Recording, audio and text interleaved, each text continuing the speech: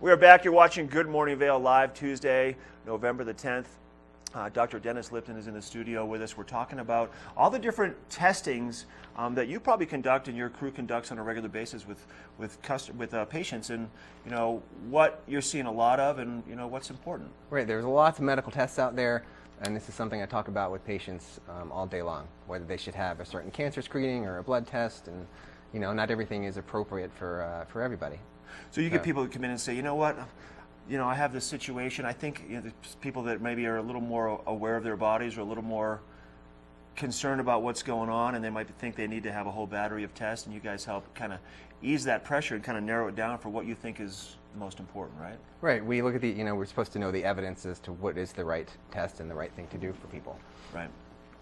So today I have on the list PSA, number one. That's a prostate-specific antigen. Okay. Prostate cancer is a leading killer of men in the U.S.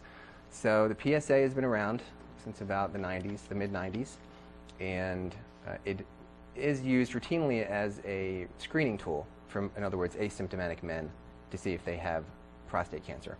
And the idea is that you take an asymptomatic person and you detect cancer early, then we can intervene and prevent bad outcomes such as cancer death. The problem is that PSA, the past several years, there's some controversy as to whether or not it does what it is advertised to do.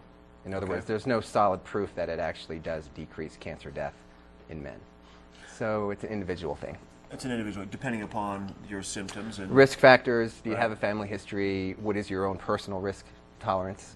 So it's an individual thing that I talk about with men on a daily basis. And now for PSAs, what age do you recommend that men start looking into that?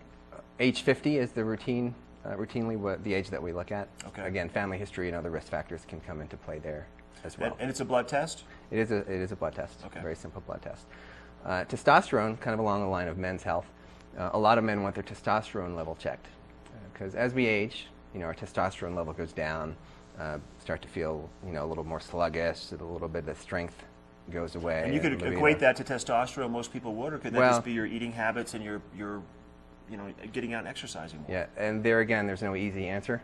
There is actually a poor correlation between symptoms and testosterone.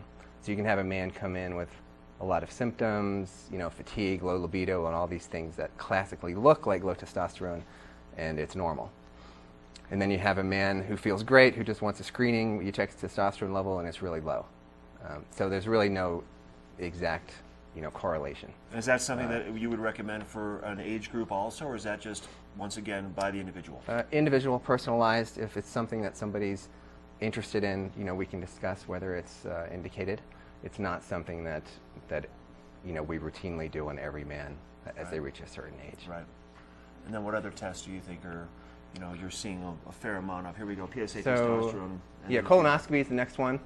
Colon cancer is a leading cancer killer again. Right. So colonoscopy starting at age 50 is recommended for everyone, and this has been proven to decrease death from colon cancer by 50 to 70%. So it's one with probably the most solid proof of any of the cancer screens that we do. Okay. So it's a good one to get at age 50. Good information. Yeah. Good information as we all get closer to that number, right? Right. Dennis, thanks for coming into the studio today and talking with us. All right. And keep in mind, obviously, if you're concerned about your energy levels, if you're just concerned about your health, swing by and check out Dr. Lipton and his staff at the hospital, and they can help you out, right? Yes, sir. You have a nice day. All right, thanks. You too. We're going to be checking in now with your weather forecast for the day. There's some sunshine out there, snow in the forecast. We'll let you know right now what's going to happen.